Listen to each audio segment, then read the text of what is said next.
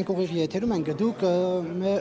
Մերժիր Սերժին նախաձեռնությունից եք, ձեր նախաձեռնության ղեկավարը պաշտոնան կարվեց շատերի համար անհասկանալի պատճառներով, դուք սա ինչպես եք մեկնաբանում, Արմեն Գրիգորյանն էր, չէ՞, այդ նախաձեռնության ղեկավարը։ Մեր նախաձեռնությունը ղեկավար չի ունեցել, քաղաքացիական շարժում է Առանցքային դեմքերից էր, այո։ Հա, բայց չունեք ասելիք, ձեզ նախաձեռնությունը վաղուց չկա եւ բոլոր անդամները, ովքեր որոշեն քաղաքականությամբ զբաղվել, հիմա քաղաքացիական պայմանագիր կուսակցության անդամ են։ Այդ ձևակերպման իմաստը չեմ հասկանում։ Կարծեք թե այսպես արդեն